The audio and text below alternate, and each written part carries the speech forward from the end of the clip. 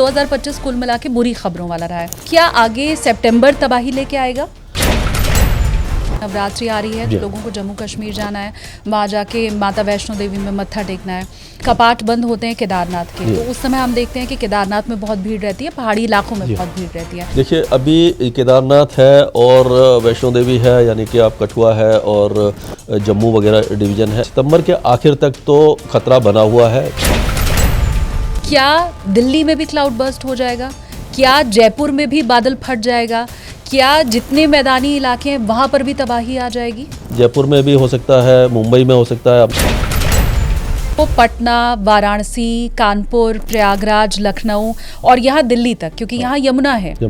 तो इन सारे शहरों में बसने वाले जो लोग हैं उनका पलायन शुरू हो जाएगा फिर। तो मुंबई, चेन्नई, कोलकाता, इन सारे बड़े शहर जो कि समुद्र किनारे बसे हुए हैं, उन्हें लेकर के ये कहा जा रहा है तो ज्यादा नहीं, अगले 20 से 30 सालों में ये गायब होना शुरू हो जाएंगे। सर्दियां आगे खिसक चुकी हैं, मॉनसून आगे खिसक चुका है। क्या ये पूरा गड़बड़ झाला हो चुका है हमारे सिस्टम में? अब क्या है कि मानसून का विड्रॉल डेट 17 सितंबर कर दिया, यानी कि 17 दिन आगे मानसून बढ़ चुका है ऑलरेडी। केदारनाथ की घटना के बाद तो फिर हमने क्या सीखा? हम कहाँ चेते? हमने कुछ नहीं सीखा। तो क्या भारत में बैठा कोई भी शख्स, आपको कहीं से भी इस वक्त मेरा व्यूवर देख रहा है, वो ये मान के चले कि उसका घर जहां भी बना है वहां मौसम के चलते कभी भी कुछ भी आपदा आ सकती है क्या?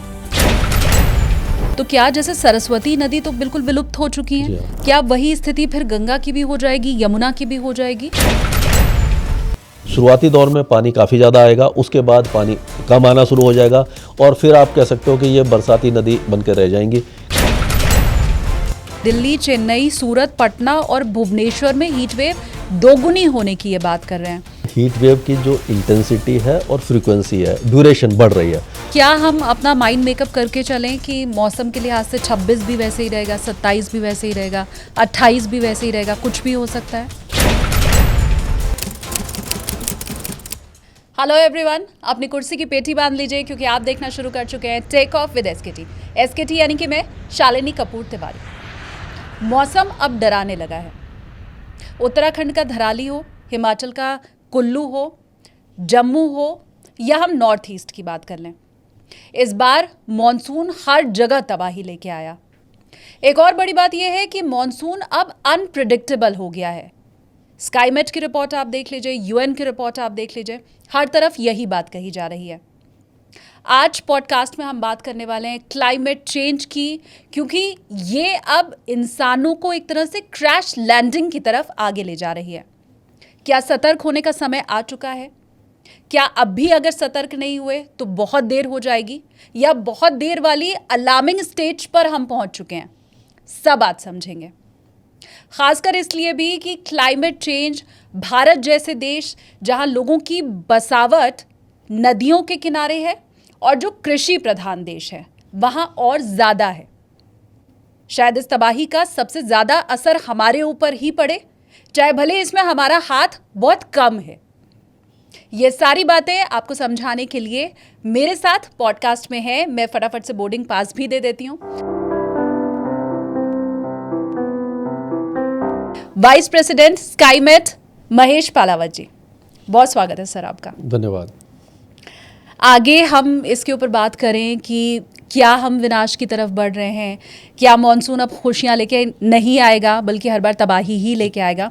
उसके पहले अभी जो आगे के कुछ दिन हैं उनका मैं वेदर फोरकास्ट आपसे समझना चाहूँगी, खासकर इसलिए भी क्योंकि हम देख रहे हैं मॉनसून अब बहुत लंबा खिंच रहा है। जी हाँ। तो क्या आगे सितंबर तबाही लेके आएगा?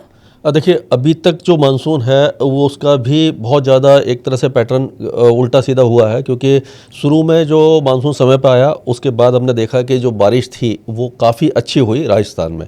राजस्थान और गुजरात में पिछले 7-8 साल से हम देख रहे हैं बारिश काफ़ी ज़्यादा हो रही है। मध्य प्रदेश में ये 3 स्टेट ऐसे हैं जहाँ पर इरिगेशन फैसिलिटी काफ़ी कम है और यहाँ पर जो किसान हैं वो बारिश पे ही निर्भर हैं। तो गंग नहर वगैरह मतलब एक दो जगह आई है, जैसे कि राजस्थान के कुछ इलाके कवर किए हैं उसने, गुजरात के कुछ किए हैं, लेकिन ये जो पहला फर्स्ट हाफ था यानी कि जुलाई 15 तक बहुत ज़्यादा बारिश हुई, 100% से भी ज़्यादा राजस्थान में बारिश हुई और उस समय फसलों को नुकसान हुआ क्योंकि पानी ज़्यादा था।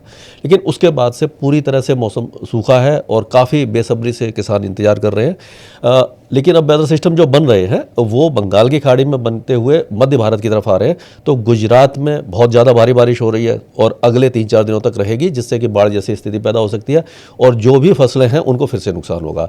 और दूसरी तरफ से मुंबई में आपने देखा होगा कि बहुत ज़्यादा बारिश हो रही है। जुलाई के महीने में सबसे ज़्यादा बारिश होती है लेकिन अभी तक नहीं हुई हुआ। अब अगस्त में जो बारिश हो रही है वो बहुत ज़्यादा है।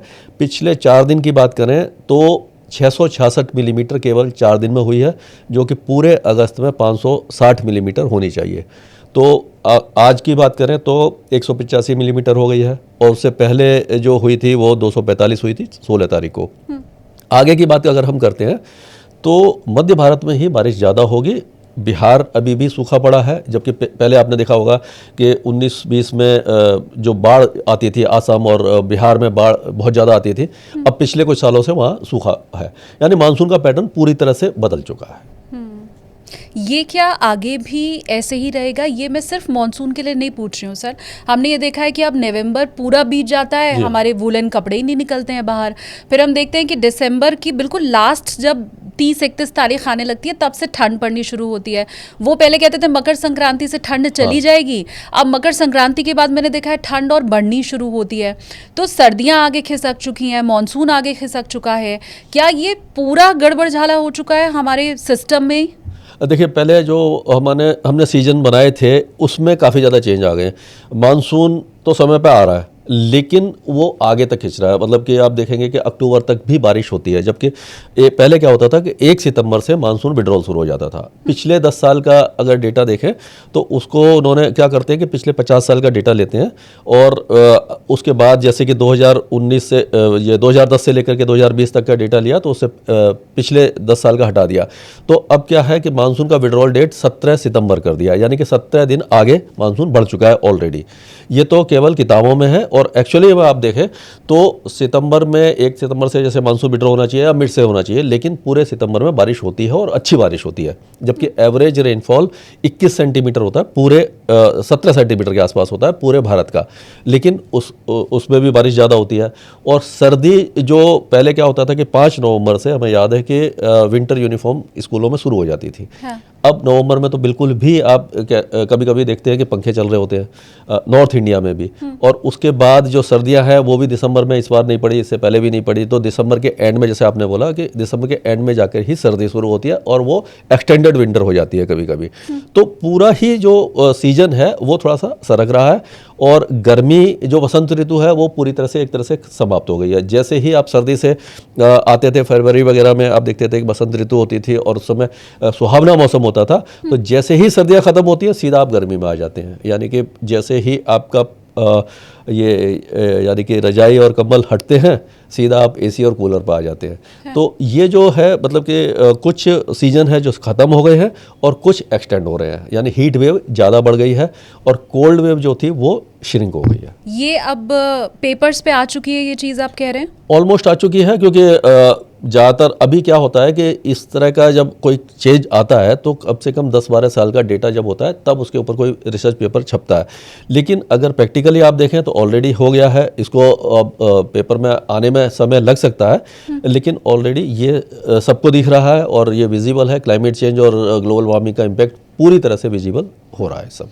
मैं चाहूँगी सर आप मेरे व्यूअर्स को जो अभी आगे प्लान कर रहे हैं, क्योंकि नवरात्रि आ रही है तो लोगों को जम्मू कश्मीर जाना है, वहाँ जाके माता वैष्णो देवी में मत्था टेकना है, फिर उसके बाद भाई दूज से कपाट बंद होते हैं केदारनाथ के, तो उस समय हम देखते हैं कि केदारनाथ में बहुत भीड़ रहती है, पहाड़ी इलाकों में बहुत भीड़ रहती है।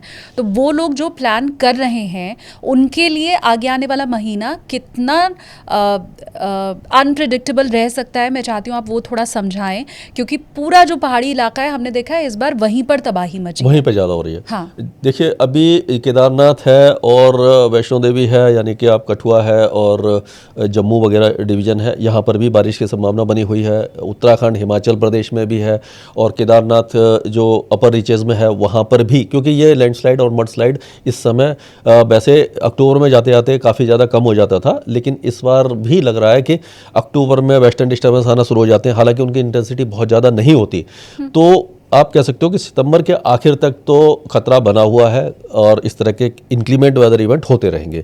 लेकिन अक्टूबर में आते आते थोड़ा सा चांसेस कम हो जाते हैं, बारिश हल्की हो जाती है, तो उस समय लोग जा सकते हैं क्योंकि एंड होगा उस समय मेरे ख्याल से कपाट बंद होने वाले होते हैं, भीड़ ज़्यादा हो जाती है। तो उसके लिए क्या होता है कि लॉन्ग रेंज फोरकास्ट थोड़ा सा मुश्किल होता है बताना, लेकिन जो इस समय का पैटर्न दिख रहा है कि वो सितंबर के बाद में बारिश थोड़ी सी कम हो जाएगी और जो वेस्टर्न डिस्टर्बेंस है वो नवंबर के एंड में जाकर के इंटेंसिटी उनकी बढ़ती है। हालांकि अक्टूबर से शुरू हो जाते हैं, लेकिन अक्टूबर में ज़्यादा बारिश की संभावना दिखाई नहीं दे रही है, तो जा सकते हैं। लेकिन क्या होता है कि अगले 4 या 5 दिन का या 1 हफ्ते का जो फोरकास्ट है आजकल काफ़ी हद तक मतलब ठीक है। आप एकदम पिन पॉइंट नहीं कर सकते कि यहाँ पे क्लाउड बस्ट होगा या हैवी रेन होगी, लेकिन ये आप बता सकते हो कि अगले 5-7 दिनों में हैवी रेन के चांस हैं या नहीं है। तो उस तरह से प्लानिंग की जा सकती है कि जब फोरकास्ट पर ध्यान रखें, स्काईमेट भी देती है, मौसम विभाग भी देता है, बाकी एजेंसी भी कई हैं जो देती है और काफ़ी रिलायबल है। मतलब लॉन्ग रेंज फोरकास्ट तो नहीं है, लेकिन हाँ शॉर्ट रेंज फोरकास्ट 5-7 दिन का रिलायबल है, तो उसको देख करके आप प्लानिंग कर सकते हैं। हमने इसके पहले जब स्काईमेट के साथ पॉडकास्ट किया था सर, तो बहुत डिटेल में हमने ये समझा था कि केदारनाथ जैसे क्षेत्र में जो हेलीकॉप्टर सेवा अब शुरू हो गई है, हमने देखा इस बार क्रैश हुए, हाँ, और एक्सीडेंट हुए हैं, पायलट तक हमने खो दिया है। आप मुझे लगता है बहुत बेहतर ढंग से इसे समझा पाएंगे, आप खुद एयरफोर्स में रह चुके हैं, कि उस रीजन के लिए वहाँ पर हेलीकॉप्टर से जाना और जो भी सुविधा दी जा रही है वो कितनी ख़तरनाक है, मौसम के लिहाज से भी, इंसानों के लिए भी। देखिए जो वहाँ पर सबसे बड़े जो मुश्किल ये है कि ये कॉमर्शलाइज हो गया है जितना भी ये ट्रैवल है। हेलीकॉप्टर का क्या है कि उसकी मेंटेनेंस नहीं हो पाती, क्योंकि उस समय थोड़ा सा जो ट्रैवल एजेंसी है वो थोड़े से लालच में आ जाते हैं। मैंने देखा है, मैं भी गया था जब, कि हेलीकॉप्टर आता है, रोटर बंद नहीं करता, पैसेंजर उतरते हैं, दूसरे चढ़ जाते हैं, उसके बाद फिर से वो जाता है, मतलब कि लगातार बिना नॉन स्टॉप वो पूरे दिन शॉट ही मारता है। तो उसका मतलब यह है कि उसकी मेंटेनेंस नहीं हो पा रही, दूसरे दिन फिर अर्ली मॉर्निंग में शुरू हो जाता है। तो मेंटेनेंस बहुत ज़्यादा ज़रूरी है। और दूसरी बात ये होती है कि जब ये हिली रीजन है, यहाँ पर लो क्लाउड आ जाते हैं कभी कभी, या फॉग आ जाता है, जैसे कि अक्टूबर में बारिश शुरू हो जाती है, हल्की हल्की बारिश होती है, उस समय अगर लो क्लाउड है, लो क्लाउड का मतलब है कि जो स्टेटस क्लाउड होते हैं जो काफ़ी नीचे होते हैं, 200-300 फीट पे भी आ जाते हैं, 100 मीटर पे, 150 मीटर पे आ जाते हैं, तो उस समय क्या होता है कि ग्राउंड विजिबिलिटी काफ़ी कम हो जाती है। अगर जो एयरक्राफ्ट है उसके लिए तो आपको मालूम है कि वो रनवे पे लैंड करेगा और उसमें इंस्ट्रूमेंट काफ़ी ज़्यादा है, मतलब इंस्ट्रूमेंटल लैंडिंग भी वो कर सकता है। लेकिन हेलीकॉप्टर जो है वो विजुअल रेंज से ही चलता है, मतलब कि वो जो सामने दिख रहा है उसी से चलता है। अगर हिली रीजन है तो वहाँ पर कभी कभी क्या होता है कि लो क्लाउड के कारण आपको क्लिफ नहीं दिखती या जो टोपोग्राफी ढंग से नहीं दिखती, तो उस समय क्रैश होने की संभावना ज़्यादा बन जाती है।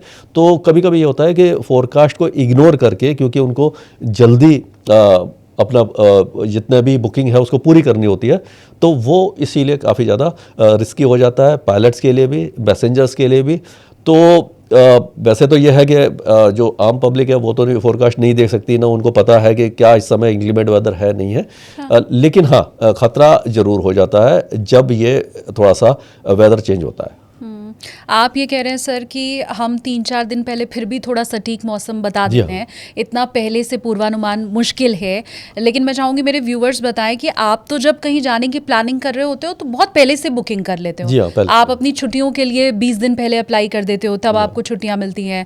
फिर उसके बाद वहाँ पर चाहे होटल है, हेलीकॉप्टर है, जितनी भी आपको वहाँ पर सुविधाएँ चाहिए उसकी बुकिंग आप पहले कर देते हो। और फिर अगर उस समय चेतावनी जारी की भी जाती है सर, मैंने ये नोटिस किया है कि गवर्नमेंट की तरफ से अगर कहा भी जा रहा है कि जी क्लाउड बर्स्ट हो सकता है या मौसम खराब रह सकता है, तो क्योंकि आपकी बुकिंग हो चुकी है, क्योंकि आपको छुट्टी मिल गई है, वो फिर निरस्त कर पाना लोगों के लिए बड़ा मुश्किल हो जाता है। लेकिन ये ठीक नहीं है, क्योंकि क्या होता है कि जब आपने देखा होगा कि जब स्नोफॉल ज़्यादा हैवी होता है तो जम्मू श्रीनगर हाईवे बंद हो जाता है और कई ऐसे जो रोड हैं, जो सड़कें हैं, वो बंद हो जाती हैं या लैंडस्लाइड वगैरह हो जाता है वहाँ पे। तो पहले क्या होता था कि हम हमेशा देखते थे कि जम्मू से श्रीनगर के बीच में गाड़ियाँ फंस गई, ट्रक फंस गए और जो भी रसद जा रही है वो सारी फंस गई। तो उसके बाद हमने कई बार ये अपने YouTube वीडियो में और अपने जो ये होते हैं मतलब कि आर्टिकल्स वगैरह में इसमें लिखा कि अगर पहले से ही वार्निंग है हैवी स्नोफॉल की या हैवी रेन की, तो पहले जम्मू में ही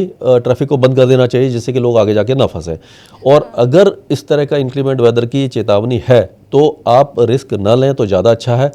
अगर बहुत ज़्यादा रेड अलर्ट जैसी सिचुएशन नहीं है तो फिर ठीक है, थोड़ा बहुत रिस्क लिया जा सकता है। लेकिन अगर इस तरह का है कि अगले 2-3 दिनों में आपको मालूम है कि बादल फटने का प्रेडिक्शन मुश्किल होता है बताना, लेकिन उस तरह की मतलब हैवी रेन के चांसेस जब बन रहे हैं तो लैंडस्लाइड मडस्लाइड होता है और कभी कभी एवलांच हो जाता है जब बहुत ज़्यादा स्नोफॉल हो चुका होता है। तो कभी कभी लोग बोलते हैं कि जब खास करके दिसंबर जनवरी में स्नोफॉल देखने जाना चाहते हैं लोग, तो उस समय अगर इस तरह की वार्निंग है तो अगर उसको थोड़ा सा आपका जो बुकिंग हो गई है या जो भी है ट्रैवल प्लान्स हैं उसको कैंसिल भी कर सकते हैं, और वो ज़्यादा ज़रूरी है क्योंकि जान से ज़्यादा कुछ भी नहीं है।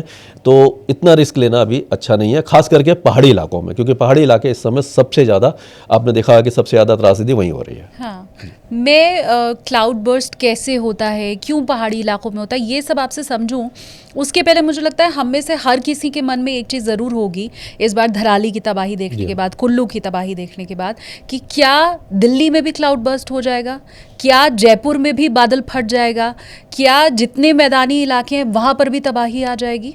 देखिए, ये बादल फटना वही होता है कि एक इसकी डेफिनेशन ये है कि 1 घंटे में 100 मिलीमीटर या उससे ज़्यादा बारिश हो तो बादल फटना कहते हैं।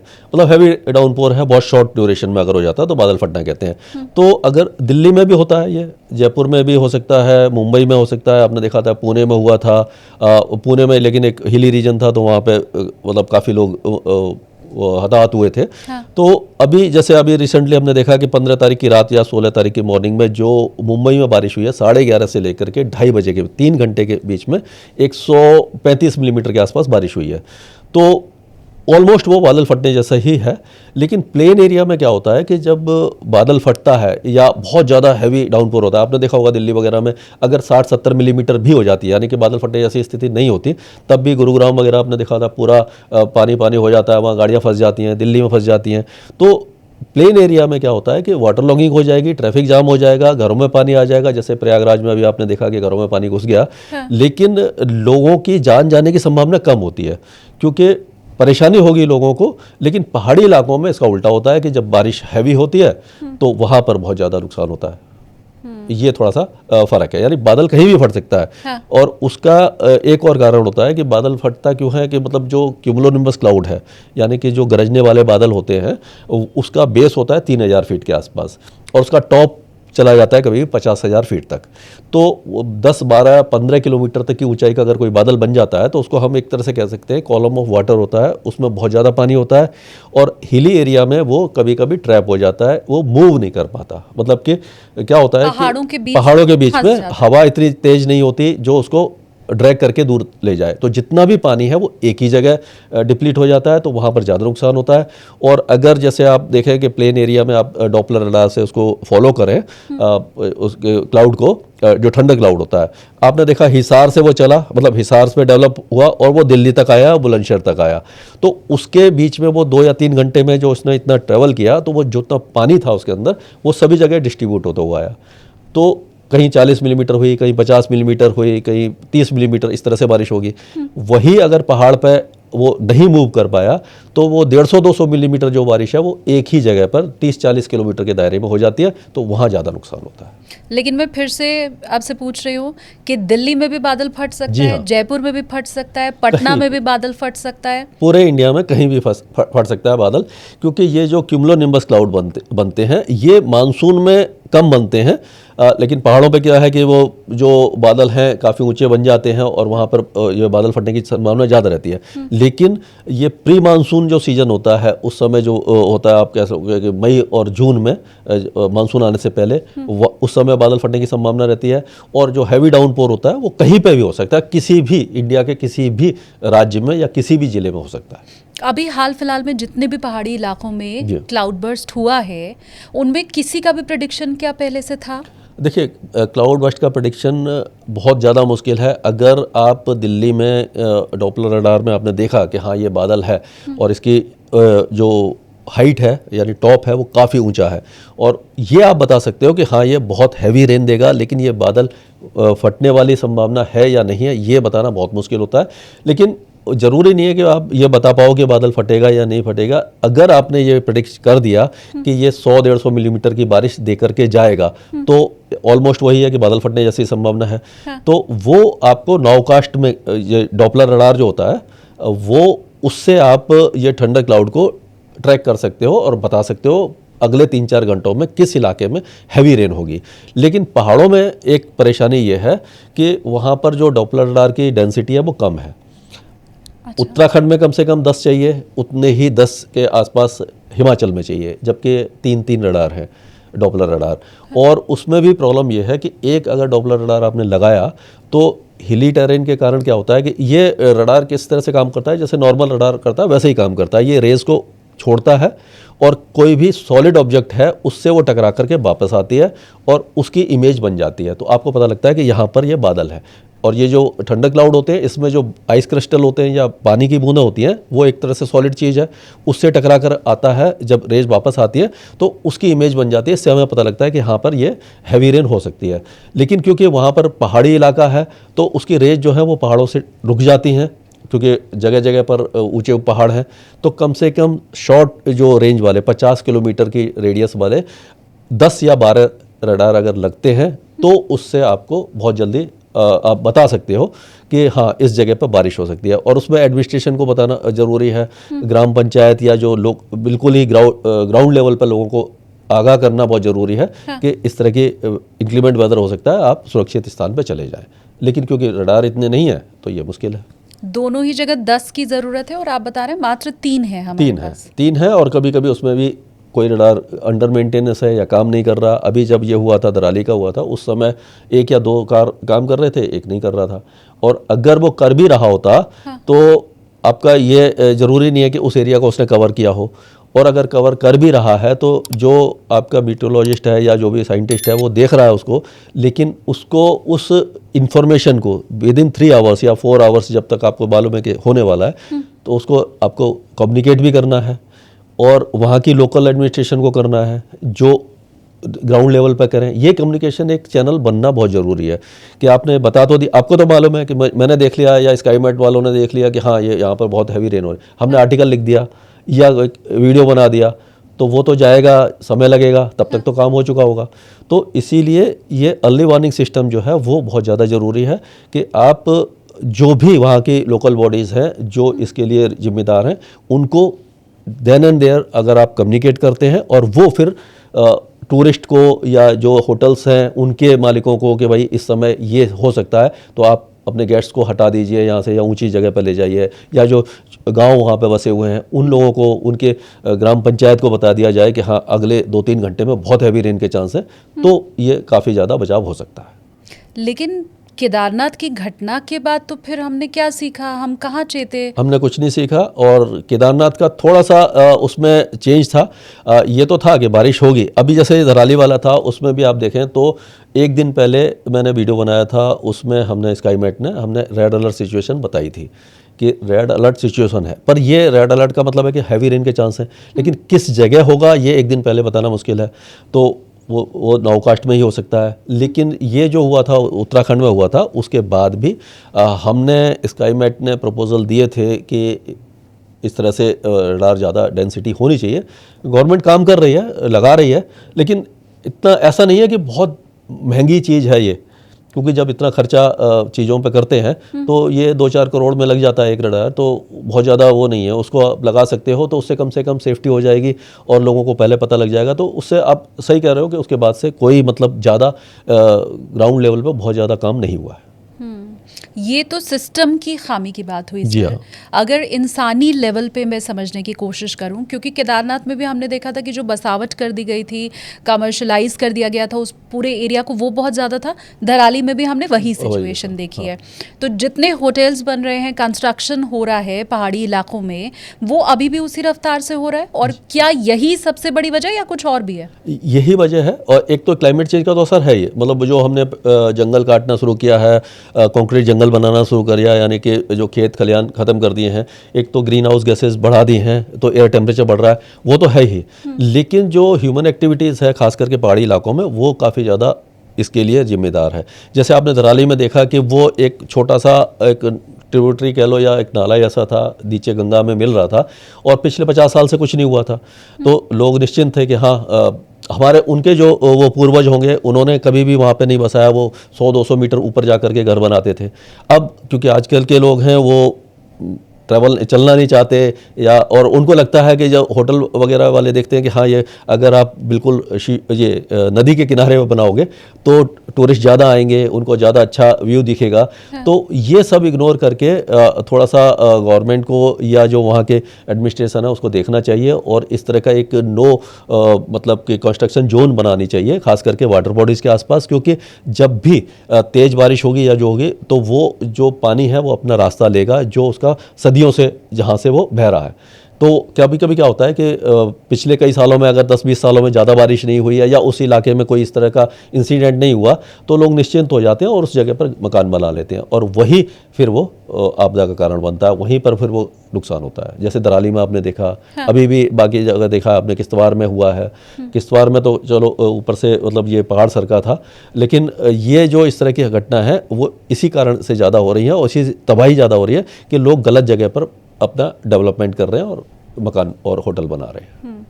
हमने देखा है कि राजस्थान में बीते 4 सालों से लगातार बाढ़ आ रही है। जी हाँ। जबकि राजस्थान में ऐसा कभी होता नहीं था।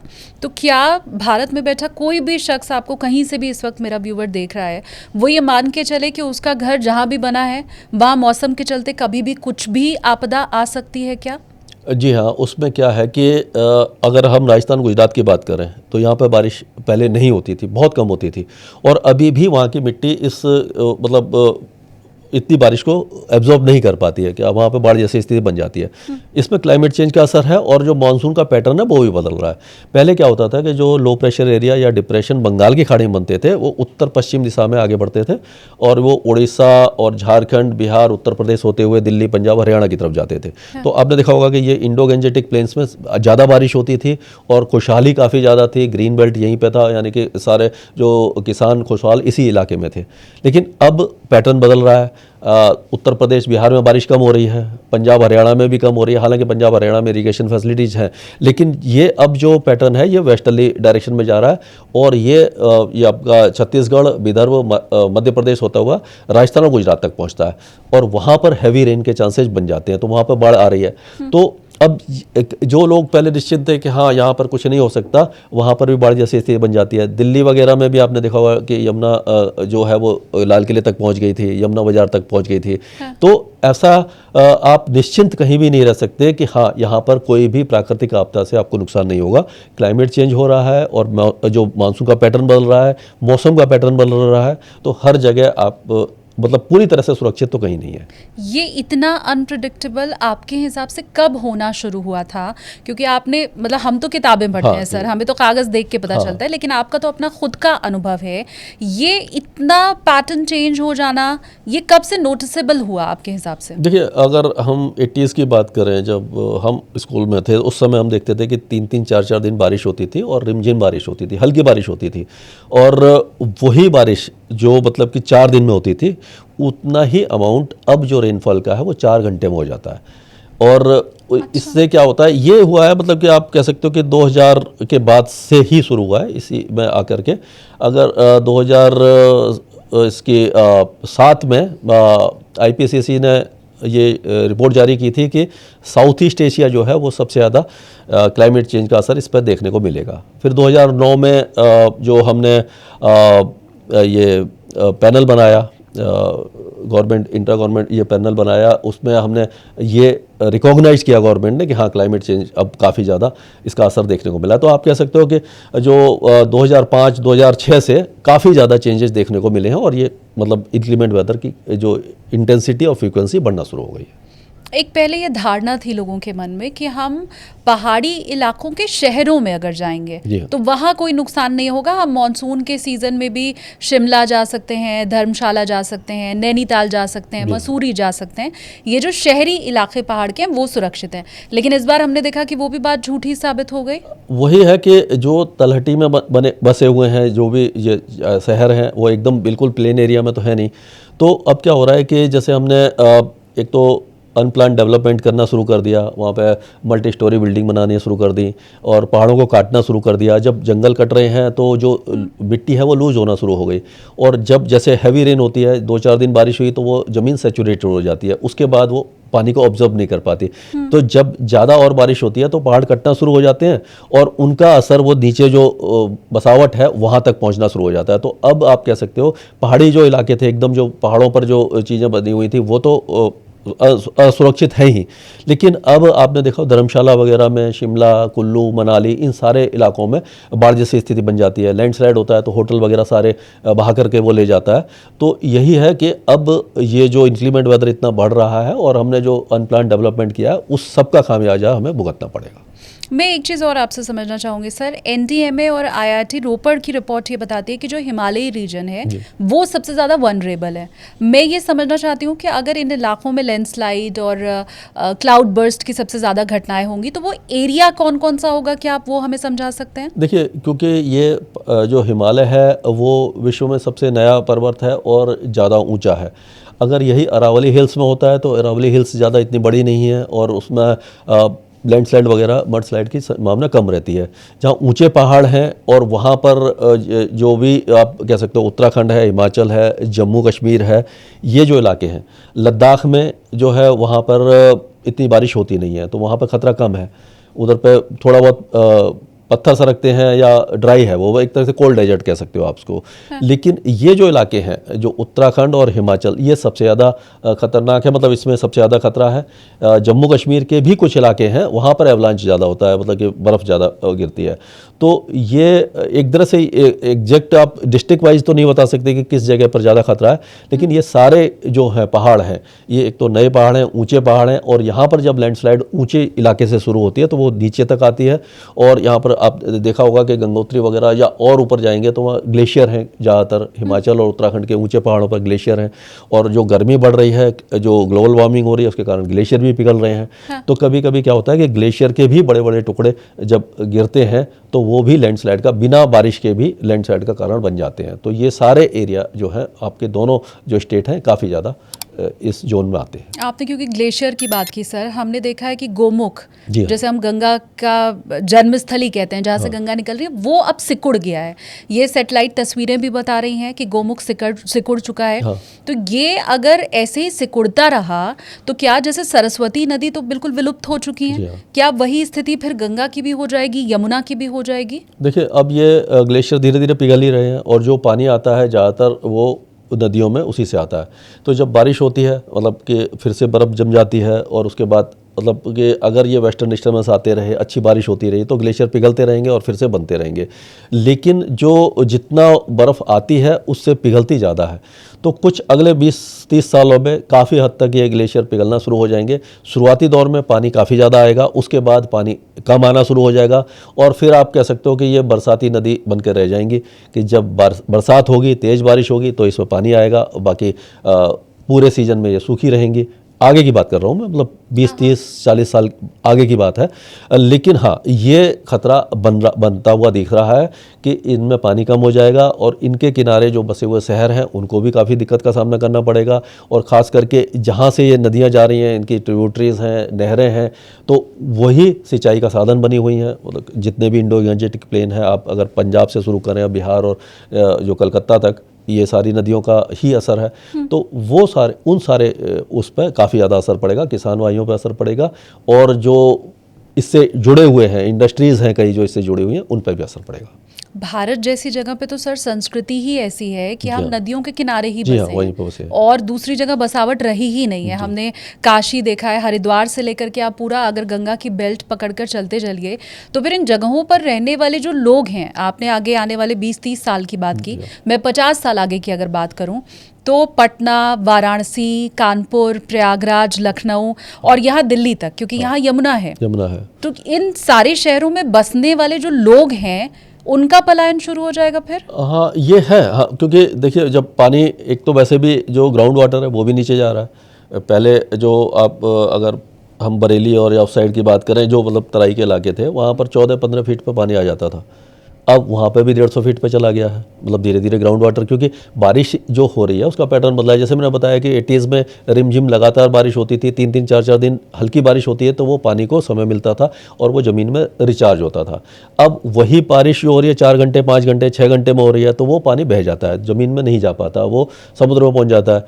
तो एक तो वो नुकसान हो रहा है। ऊपर से जब ये नदियाँ सूखने लग जाएंगी तो आसपास के जो लोग हैं, जो इस पर मतलब कई चीज़ें हैं जो पानी से संबंधित हैं या इंडस्ट्रीज़ हैं, वो बंद होना शुरू हो जाएंगी।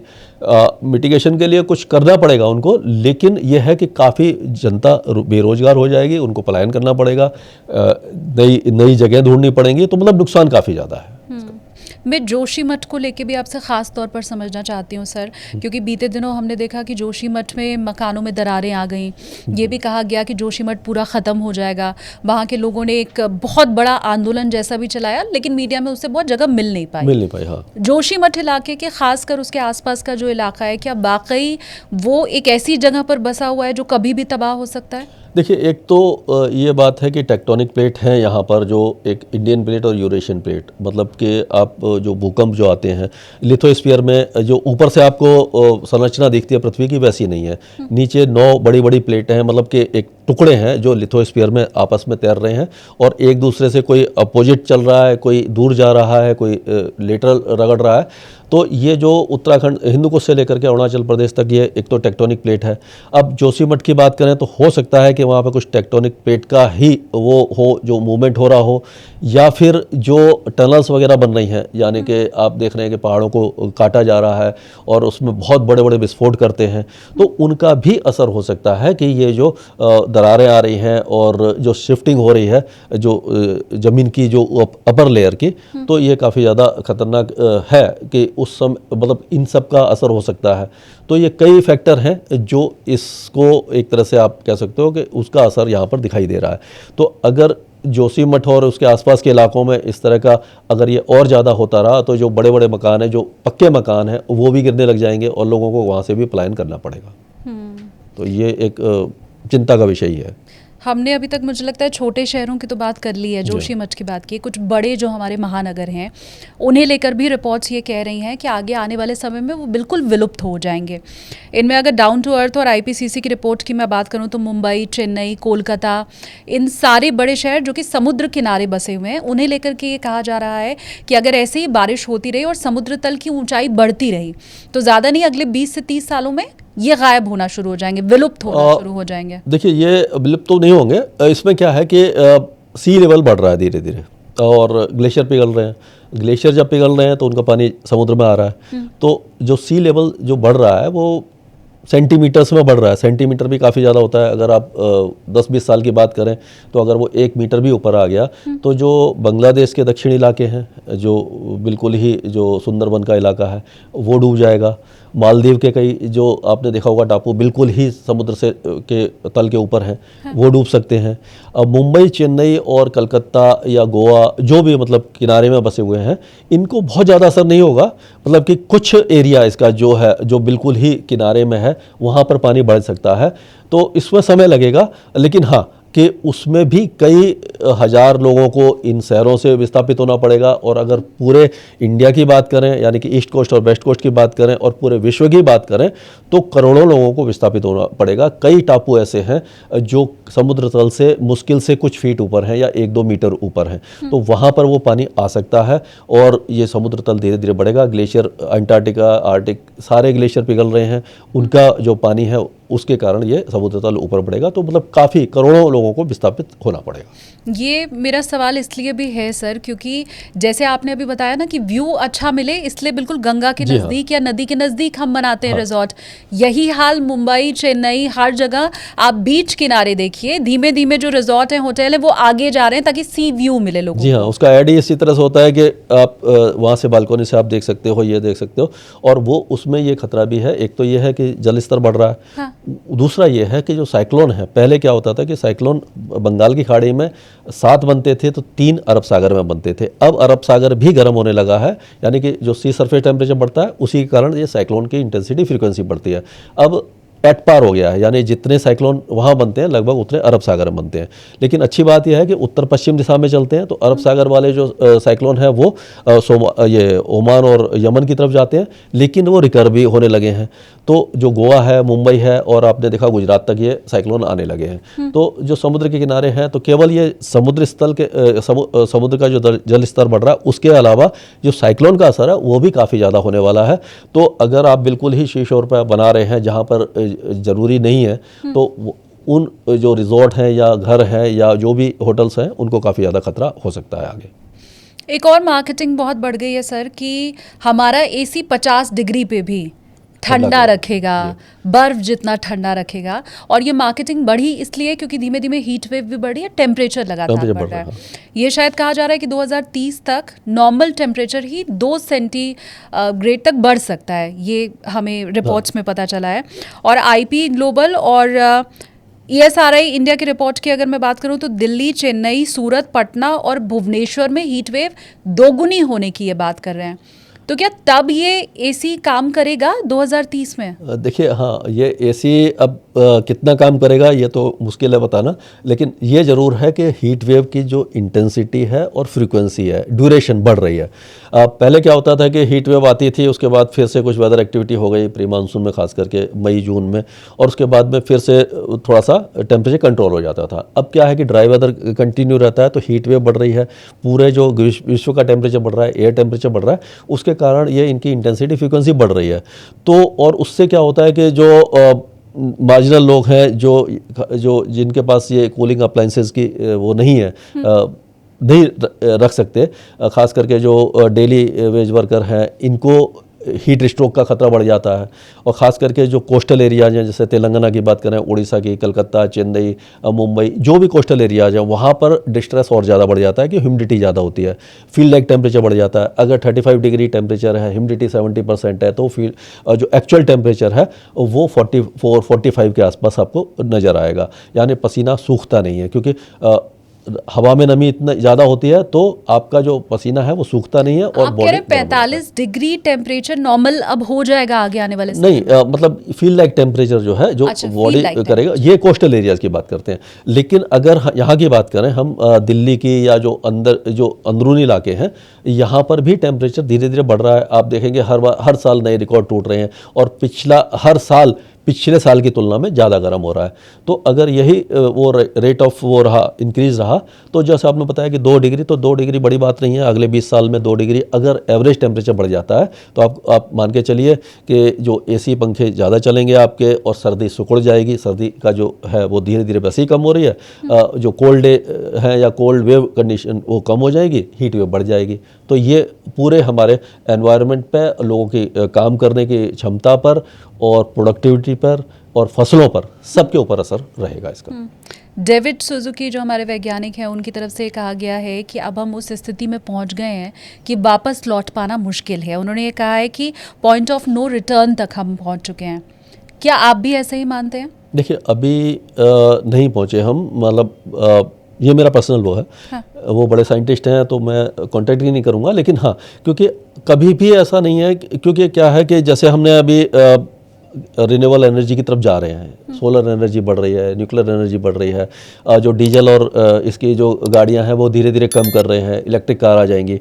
इससे क्या होगा कि ग्रीन हाउस गैसेस का उत्सर्जन धीरे धीरे कम हो जाएगा। एक तो ये है, ऊपर से अगर, लेकिन दूसरी बात यह है कि प्लांटेशन हमें ज़्यादा से ज़्यादा करना पड़ेगा। उससे क्या होगा, प्लांटेशन तो हो जाता है, कभी कभी नेता ड्राइव करते हैं, चलाते हैं कि भाई हमने 1 लाख पेड़ लगा दिए, लेकिन उसके बाद उनको कोई मेंटेन नहीं करता, वो फिर ख़त्म हो जाते हैं, तो उसका कोई फ़ायदा नहीं। तो ये सब हमें करना पड़ेगा। आपने देखा होगा कोविड में 3 या 4 महीने में पूरी प्रकृति एकदम बदल गई थी, फिर वैसा का वैसा हो गया था जो 20 साल में नहीं कर सकते थे हम।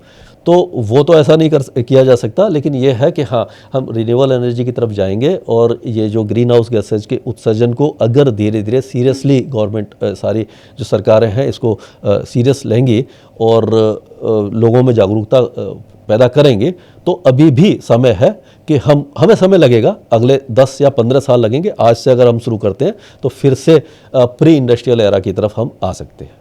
प्री इंडस्ट्रियल एरा की तरफ हम ज़रूर आ सकते हैं, लेकिन भारत जैसे देश को लेके मैं ये समझना चाहूँगी जहाँ पूरा इंफ्रास्ट्रक्चर अनप्लान रहा है हर शहर का, वो चाहे पुराने शहर हैं या जो नए बस रहे हैं, तो आपको लगता है कि जिस तरह से मौसम में तब्दीली हो रही है उसके हिसाब से भारत तैयार है? भारत तो अभी कह सकते हैं कि तैयार नहीं है, क्योंकि उसके लिए ऑलरेडी हमने इतना ज़्यादा कचरा कर दिया, मतलब कि जो गड़बड़ कर ही चुके हैं हम। तो आगे के लिए अगर प्लानिंग करते हैं तो वो रिवर्स तो होना बहुत मुश्किल है, लेकिन हाँ कि आगे का जो इम्पैक्ट है उसको काफ़ी हद तक हम कम कर पाएंगे। और कि जिस तरह से हमारी पॉपुलेशन है और जो मतलब कि आप कह सकते हो कि क्लाइमेट में भी चेंज हो रहा है, ये सारी चीज़ें हैं। और हमारे पास रिसोर्सेज इतने ज़्यादा नहीं है कि हर गवर्नमेंट के पास तो जितने हैं, लेकिन आम जनता के पास इतने रिसोर्सेज नहीं है। अगर हम उनको एजुकेट करने की कोशिश भी करते हैं कि आप फॉसल फ्यूल न जलाओ, लेकिन उनके पास अल्टरनेट फ्यूल नहीं है, तो वो उसको नहीं मानेंगे या आप उनको कंट्रोल नहीं कर पाओगे। तो इसका असर यही है कि हाँ, आगे ये धीरे धीरे मतलब जो है इसका जो क्लाइमेट चेंज का असर और ज़्यादा इम्पैक्ट दिखना शुरू हो जाएगा और बढ़ता जाएगा। इसको कंट्रोल करना मुश्किल है, लेकिन असंभव नहीं है।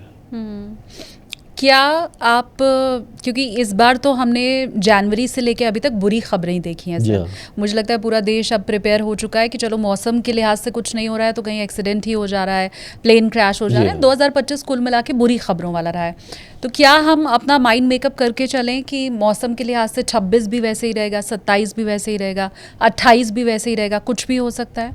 जी हाँ, अभी जिस तरह से जो वेदर पैटर्न चेंज हो रहे हैं, मानसून का पैटर्न अनप्रेडिक्टेबल हो रहा है और हीट वेव बढ़ रही है, कोल्ड वेव कम हो रही, मतलब कोल्ड वेव है लेकिन कुछ समय के लिए आती है। सूखे जैसे हालात आ जाते हैं, जहाँ पर बारिश होती थी बिहार और असम में, अब सूखे जैसे हालात हैं जहाँ पर बाढ़ आती थी। और कुछ इलाके ऐसे हैं जहाँ बाढ़ आती रहती है और काफ़ी ज़्यादा नुकसान होता है। यानी कि जो फ्लडिंग है वो भी, उसकी भी बढ़ गई, इंटेंसिटी फ्रीक्वेंसी बढ़ गई है, ड्रॉट की भी बढ़ गई है। तो हर साल नए रिकॉर्ड टूट रहे हैं। तो हम कह सकते हैं कि ये क्लाइमेट चेंज का जो असर दिखाई दे रहा है और जो मतलब एक तरह से अनप्रेडिक्टेबल जो पैटर्न दिख रहा है, उसका असर आगे के सालों में भी हमें देखने को मिलेगा और इस तरह के जो इवेंट है वो और ज़्यादा दिखेंगे। आप भी अगर आपके एरिया से जुड़ी हुई कोई बात समझना चाहते हैं, आप अगर किसान हैं और आपके इलाके की खबर अगर आपको चाहिए, वहाँ के मौसम के बदलते पैटर्न को आप समझना चाहते हैं, तो कमेंट सेक्शन आपके लिए खुला हुआ है। आप चाहें तो वहाँ पर अपने सवाल हम तक पहुँचा सकते हैं। सर, मैं थोड़ा सा ये जो 4 धाम यात्रा रहती है या हमने देखा ओम पर्वत 2 साल पहले वहाँ जो ओम लिखा हुआ था वो गायब हो गया, जबकि वो 12 महीने वहाँ पर ओम लिखा ही रहता था। लेकिन ये पहली बार मुझे लगता है हुआ है अभी तक के जीवन में। बर्फ पिघल गई है ऑलमोस्ट। हाँ, तो ये इसके पीछे क्या वजह है? देखिए, अब ये है कि जो टेम्परेचर बढ़ रहे हैं, जहाँ पर हमेशा माइनस में रहता था वहाँ पर भी हो सकता है कि अब थोड़ा सा पॉजिटिव टेम्परेचर आ गया हो या 0 के आसपास आ गया, तो वहाँ से बर्फ़ पिघलना शुरू हो जाती है। और जो 4 धाम यात्रा है वो ये भी खतरे में है, क्योंकि यहाँ पर आप देख रहे हो कि इसी सीज़न में शुरू होती है, उसी समय मानसून होता है। और मानसून इस समय आप देख ही रहे हैं कि मानसून के समय ये बादल फटने की घटनाएं बढ़ रही हैं, क्योंकि एयर टेम्परेचर बढ़ रहा है। एयर टेम्परेचर जब बढ़ रहा है तो हवा में मॉइस्चर को होल्ड करने की कैपेसिटी बढ़ रही है। पहले क्या था कि जब एयर टेम्परेचर इतना ज़्यादा नहीं था, तो अब जब अगर उसमें मॉइस्चर ज़्यादा आएगा, ज़्यादा होल्ड करेगा, तो बादल ज़्यादा बड़े बनेंगे और वो कैपेबल होते हैं कि थोड़ी देर में ही ज़्यादा बारिश देने के। उससे ये लैंडस्लाइड, मडस्लाइड और जो आपका बादल फटने की घटनाएं बढ़ती हैं। और ये 4 धाम यात्रा सारी पहाड़ों पर ही है, तो यहाँ पर खतरा धीरे धीरे बढ़ता जाएगा। और इस समय जैसे इस बार बंद की है तो बार बार इसको मतलब अवरुद्ध करना पड़ेगा, मतलब कि जो भी तीर्थयात्री जाएंगे वो काफ़ी रिस्क लेके उनको जाएंगे। आप क्या चार धाम यात्रा के लिए कोई ऐसी चीज़ें जो अब एडवाइस करना चाहें मेरे व्यूवर्स को कि अगर आप जा रहे हैं तो आप ख्याल रखिए, या इस मौसम में आप बिल्कुल स्किप कर दीजिए, कोई ज़रूरत नहीं है जाने की, ऐसा कोई समय है? देखिए, इसमें जो जुलाई और अगस्त है सबसे ज़्यादा इसमें बारिश बढ़ जाती है, और जून में इतनी बारिश नहीं होती, सितंबर में भी कम हो जाती है।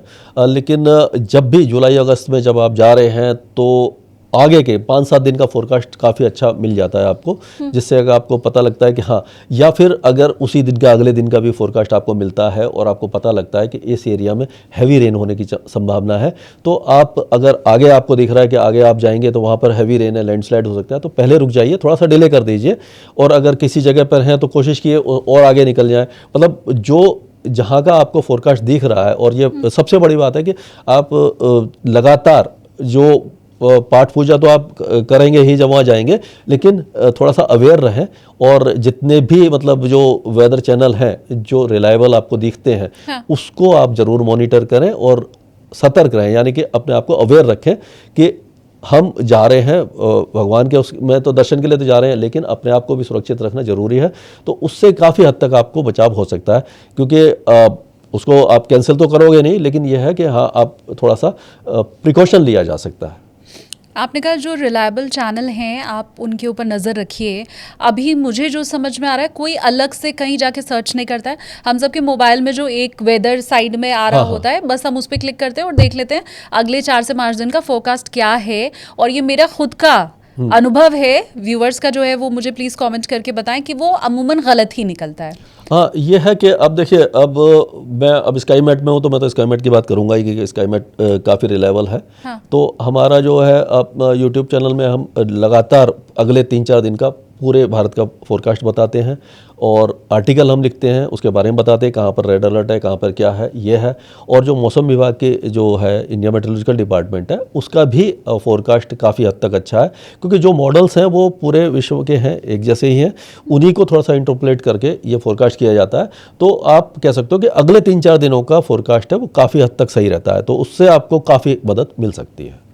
मैं थोड़ा सा सर ये हमारी जितनी मेट्रो सिटीज़ हैं, क्योंकि हमने बाढ़ और बारिश की बात तो कर ली, मैं भूकंप को लेके भी समझना चाहूँगी। सबसे पहले तो मुझे आप ये बता दीजिए कि क्या, क्योंकि दिल्ली एनसीआर का ये जो पूरा रीजन है वहाँ पर अब हाई राइज बिल्डिंग वो 20 माला 30 माला 40 माला तक खड़ा हो चुका है, तो क्या हम सब खतरे में हैं, कभी भी भूकंप आ सकता है और सब जमींदोज हो जाएगा? देखिए, अभी जैसे भूकंप आया है, अब आपने देखा कि अभी रिसेंटली आए हैं 2-3 भूकंप आए हैं, जो बहुत ज़्यादा सुनामी का खतरा भी आया था, और ये साउथ चाइना सी में आया था। और तो इस तरह के भूकंप तो नहीं आएंगे, मतलब कि जो 8 या 9 इंटेंसिटी के तो नहीं आ सकते दिल्ली में, क्योंकि कोई टेक्टोनिक प्लेट का जोड़ नहीं है। जैसे कि अंजार में आया था, गुजरात में आया था, तो वहाँ अरेबिया प्लेट, इंडियन प्लेट और यूरेशियन प्लेट का जोड़ था। और उत्तराखंड, जैसे मैंने बताया, हिंदुकुश से लेकर के अरुणाचल प्रदेश तक इंडियन प्लेट और यूरेशियन प्लेट का जोड़ है, वो एक दूसरे के अंदर स्लाइड कर रही हैं, तो वहाँ पर भी खतरा काफ़ी ज़्यादा है, सिस्मिक जोन 5 में आते हैं। दिल्ली का कुछ एरिया है जो यमुना पार का है, उसमें सिस्मिक जोन 4 में आता है। गुरुग्राम वगैरह थोड़ा सेफ़ है, क्योंकि वहाँ पर अरावली हिल्स हैं, वो थोड़ा सा सेफ़ है। लेकिन ये है कि अगर अभी तक आया नहीं है, लेकिन 50% चांस है कि अगर उत्तराखंड में कोई बहुत बड़ा भूकंप आता है, 8 या 9 रिक्टर स्केल पर आता है, तो उसका असर दिल्ली पे 6 के हिसाब से दिखाई देगा, और उससे काफ़ी ज़्यादा खतरा हो जाएगा। और जो अनप्लान्ड जो जगह बसी हुई हैं वहाँ पर काफ़ी ज़्यादा नुकसान हो सकता है। अगर 6 से ऊपर या 7 के आसपास अगर आ जाता है दिल्ली में भूकंप, तो बड़ी बड़ी बिल्डिंगें भी गिर सकती हैं। खास करके आप देखेंगे कि 125 नोएडा में 125 से लेकर 128, और जो बिल्कुल यमुना के किनारे में जो बिल्डिंगें बनी हुई हैं, तो वो एक कह सकते हैं कि अच्छी जगह पर नहीं है। और इतनी बड़ी बिल्डिंग है, लोग कहते तो हैं कि भूकंप रोधी हमने बनाई है, पर अब ये पता नहीं है कि वो कितनी भूकंप रोधी हैं, किस रिएक्टर स्केल तक के भूकंप को वो सह सकती है। अगर बड़ा भूकंप आता है तो कई बिल्डिंगों को काफ़ी नुकसान होगा, क्रैक आ सकते हैं, बिल्डिंगें टूट सकती हैं, और काफ़ी ज़्यादा नुकसान दिल्ली को झेलना पड़ सकता है। क्योंकि हमने देखा सर बैंकॉक, थाईलैंड, म्यांमार में जो अभी भूकंप आया था वो 7 से ज़्यादा का था, जी। 7.5, 7.7 का था। पर आप ऐसा कह रहे हैं कि दिल्ली रीजन में अगर 6 तक का भी भूकंप आए तो वो भी बहुत तबाही ला सकता है। हाँ, क्या होता है कि ये अगर 6 से 7 जाते हैं आप, तो देखने में तो एक नंबर ऊपर जाता है, लेकिन इसकी इंटेंसिटी जो एनर्जी है वो 10 गुना बढ़ जाती है। मतलब 6 से 7 का मतलब है कि जो 6 वाला होगा उससे 10 गुना ज़्यादा बड़ा होगा 7 का। तो ये 6 से और 7 के बीच में अगर आता है तो काफ़ी ज़्यादा नुकसान देगा। और उन जगह पे इसलिए आ रहा है कि वहाँ पर वो टेक्टोनिक प्लेट है, वहाँ जोड़ है। जहाँ पर जोड़ होता है तो अगर वो प्लेटें, या इसको मतलब एक्चुअल प्लेट नहीं होती, भूखंड होते हैं जो आपस में टकराते हैं या चल रहे होते हैं, तो उसमें टेंशन बढ़ती रहती है। चट्टानें हैं वो, और उसके बाद जब एक समय ऐसा आता है कि वो चट्टानें जब टूटती हैं तो वो उसका असर जो अर्थ के सरफेस पे दिखाई देता है और उससे इंटेंसिटी नापी जाती है। तो जहाँ पर जोड़ है वहाँ पर ज़्यादा आएगा, जैसे उत्तराखंड और हिमाचल प्रदेश, जम्मू कश्मीर, नेपाल, यहाँ पर तो बहुत बड़े बड़े भूकंप आते हैं और आ सकते हैं। दिल्ली में चांसेस इसीलिए कम है कि यहाँ पर टेक्टोनिक प्लेट का जोड़ नहीं है, लेकिन एक मुरादाबाद फॉल्ट कहते हैं जिसको उत्तराखंड से लेकर के दिल्ली के आसपास तक आ रहा है, रोहतक तक आ रहा है, एक मुरादाबाद तक आ रही है। तो छोटे छोटे जॉइंट हैं, उसके कारण भी भूकंप आ सकता है, लेकिन बहुत कम चांस है 7 से ऊपर से आने का। लेकिन अगर 6 से 7 के बीच में आता है तो बहुत ज़्यादा तबाही वो करके जाएगा। क्या जो बेसमेंट तक बनी हुई बिल्डिंग है, क्योंकि हम देख रहे हैं कि पार्किंग हाई राइज बिल्डिंग्स की सबकी बेसमेंट जी। में है, -2, -3 तक तो बहुत कॉमन है, क्या वो बिल्डिंग्स जिनके बेसमेंट में पार्किंग है उन पर ज़्यादा खतरा होता है? देखिए, इसके बारे में मुझे ज़्यादा नहीं पता, क्योंकि ये जो वैसे सिविल इंजीनियर्स वगैरह को ज़्यादा मालूम होगा, लेकिन जो भी बिल्डिंगें हैं जो पूरे नॉर्म्स के साथ नहीं बनी हैं तो उनको सबसे ज़्यादा खतरा है। और जो जब ये मतलब जो गवर्नमेंट ने ये नॉर्म बनाना शुरू किया, स्ट्रिक्टली फॉलो करवाना शुरू किया, उससे पहले मतलब आप कह सकते हो कि 60% या 50% बिल्डिंगें तो उससे पहले ही बन चुकी हैं और वो हाई राइज बनी हैं। और कुछ एरिया ऐसे हैं जहाँ पर जो 4-4, 5-5 मंजिली जो बिल्डिंगें बनाई हैं वो खुद लोगों ने बनाई हैं, जिसमें कॉलम नहीं लगाए, और उसमें कोई उसमें वो ऐसा नहीं है कि आर्किटेक्ट के थ्रू बनाई हो, खुद ही मतलब मिस्त्री को लगा के बनाई हैं। तो वो बिल्डिंगें बहुत जल्दी गिरेंगी, और अगर बड़ा भूकंप आता है तो हाई राइज बिल्डिंगें जो अच्छी बनी हुई हैं हो सकता है कि वो उसमें क्रैक आए, थोड़ा बहुत नुकसान हो। लेकिन जो ऐसी बिल्डिंगें हैं जहाँ पर जो पूरे नॉर्म्स के साथ नहीं बनी हैं उनमें काफ़ी ज़्यादा तबाही हो सकती है। तो हम कह सकते हैं कि अब नंबर देना अच्छी बात नहीं है, लेकिन हाँ कि कई इलाके काफ़ी ज़्यादा तबाही देख सकते हैं। अगर भूकंप के लिहाज से मैं भारत के सबसे ज़्यादा ख़तरनाक इलाके, राज्य, शहर समझना चाहूँ तो वो कौन से हैं? देखिए, साउथ इंडिया में कोई वो नहीं है, प्लेट नहीं है, मतलब कोई जोड़ नहीं है, तो वहाँ पर तो सबसे ज़्यादा सेफेस्ट तो साउथ इंडिया है। सेंट्रल इंडिया भी है, मध्य प्रदेश से लेकर के आप देखेंगे पूरा जो साउथ इंडिया तक। लेकिन जैसे गुजरात है, गुजरात में भी 3 प्लेट हैं, अरेबिया प्लेट, इंडियन प्लेट और यूरेशियन प्लेट का जोड़ा, तो वहाँ पर ज़्यादा खतरा है, सिस्मिक जोन 5 में आता है। पूरा जो उत्तराखंड से लेकर के आपका अरुणाचल प्रदेश तक, उत्तराखंड है, जम्मू कश्मीर, हिमाचल प्रदेश और बिहार और उत्तर प्रदेश के तराई के इलाके जो बिल्कुल नेपाल से लगे हुए हैं, वो उपहिमालय पश्चिम बंगाल से लेकर के असम और अरुणाचल प्रदेश, ये जो इलाके हैं ये सबसे ज़्यादा मतलब यहाँ पर सबसे बड़े भूकंप आ सकते हैं। बाकी इलाकों में थोड़ा सा इंटेंसिटी कम रहेगी। आम लोगों के लिहाज से मुझे लगता है हमने बहुत बात की है इसमें अभी तक, लेकिन क्योंकि आपकी फ़ैन फॉलोइंग और आपको देखने वाला एक बड़ा जो दर्शक वर्ग है वो किसानों का है, तो क्या आगे आने वाले कुछ दिनों के लिए किसानों को लेकर कोई टिप्स आपके पास है, उन्हें कुछ प्रिडिक्ट आप करना चाहेंगे? देखिए, अभी सबसे ज़्यादा परेशान किसान हमारे गुजरात के हैं, क्योंकि वहाँ पर ये राजस्थान के हैं, वो बारिश नहीं हो रही और बहुत दिनों से नहीं हो रही, फसल पूरी तरह से बर्बाद होने पर आ गई है। लेकिन उनके लिए यह है कि 23-24 तारीख से वहाँ बारिश बढ़ेगी और काफ़ी अच्छी बारिश होगी। जितनी फसल को नुकसान हो गया वो तो उसकी भरपाई नहीं हो सकती, लेकिन आगे के लिए काफ़ी ज़्यादा अच्छा रहेगा, बारिश अच्छी होगी। गुजरात में भारी से अति भारी बारिश होगी, तो वहाँ पर राजस्थान वाले बिना बारिश से परेशान है या बारिश से परेशान रहेंगे, क्योंकि जो वेदर सिस्टम है यहीं से जाएगा। या 200, 250, 300 मिलीमीटर तक की बारिश दक्षिणी गुजरात में अगले 4-5 दिनों में होगी, तो यहाँ पर ख़तरा काफ़ी ज़्यादा है। मध्य प्रदेश में अच्छी बारिश है, वहाँ पर ज़्यादा दिक्कत नहीं है। दक्षिणी मध्य प्रदेश में भारी बारिश होगी, लेकिन वहाँ के किसानों के लिए परेशानी नहीं है। बिहार और उत्तर प्रदेश में, बिहार में बहुत कम बारिश हुई है, लेकिन अगस्त के आखिर में बिहार और उत्तर प्रदेश भी अच्छी बारिश देखेंगे। यानी कुल मिलाकर के अच्छी खबर सबके लिए है। और लेकिन गुजरात में जैसे भारी बारिश है तो वहाँ थोड़ा सा नुकसान हो सकता है। हमने इस साल के शुरू में ही देखा था, जब मानसून आया भी नहीं था तभी मौसम विभाग की तरफ से ये कह दिया गया था कि इस बार अतिवृष्टि के चांसेस हैं, और वो हमने देखा भी कई इलाकों में दिखाई दिया। तो क्या इतना ही सटीक प्रिडिक्शन आगे आने वाले सालों के लिए भी हम एक्सपेक्ट करें कि हर साल टेक्नोलॉजी हमारी अपग्रेड होती जा रही है? टेक्नोलॉजी अपग्रेड हो रही है और हम ओवरऑल मानसून भारत का प्रिडिक्ट ठीक ठाक कर लेते हैं, लेकिन जो रीजनल डिस्ट्रीब्यूशन है उसमें कभी कभी क्योंकि ये 4 महीने का मानसून होता है, तो हमने अगर बताया कि हाँ सेंट्रल इंडिया में अच्छी बारिश होगी, लेकिन ये थोड़ा सा कभी कभी हो जाता है कि किस महीने में ज़्यादा होगी, किस महीने में कम होगी। उस समय जो वेदर सिस्टम बनते हैं उस पर भी काफ़ी डिपेंड करता है। और ये जो ट्रॉपिकल और सब ट्रॉपिकल जो एरिया है, जैसे कि इंडिया का है और जो बांग्लादेश, मतलब जो भी ट्रॉपिक्स में है, वहाँ पर जैसे ग्लोबल मॉडल बहुत ज़्यादा काम नहीं कर रहे हैं, क्योंकि जो क्लाइमेट चेंज के कारण यहाँ पर टेम्परेचर बढ़ रहे हैं और यहाँ पर अनप्रडिक्टेबिलिटी बढ़ रही है। और आपने देखा कि जो पैची रेन ज़्यादा बढ़ रही है, एक ही दिल्ली में ही अगर आप देखें, एक जगह बहुत भारी बारिश होती है, एक जगह कम होती है। तो इस तरह का जो चैलेंज है वो सब ट्रॉपिकल्स में आता है, सब ट्रॉपिक्स में आता है। यही आप यूरोप में जाएं, कनाडा में जाएं, अमेरिका में जाएं, जो अपर लैटिट्यूड्स है वहाँ पर सारे फोरकास्ट, हमारा मॉडल भी, ग्लोबल मॉडल भी काफ़ी अच्छा काम करता है। तो ये एक चैलेंज है, तो उसको कोशिश कर रहे हैं, धीरे धीरे इनोवेशन आ रहा है, एआई भी आ गई है, उसकी मदद से भी मॉडल्स को इम्प्रूव कर रहे हैं। तो आगे फोरकास्ट अच्छा होता जाएगा, लेकिन अभी भी कुछ चैलेंजेस बचे हुए हैं।